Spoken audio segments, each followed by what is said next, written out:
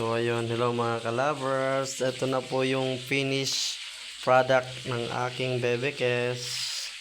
Yun no, super sarap na ito mga ka-lovers. May kamatis, sili, pipino, tsaka yung isda natin na fully fade. Ayun mga ka-lovers, kain na po tayo. So tara na ka-lovers. Kain po tayo. Kain. Ayun o. Sabi.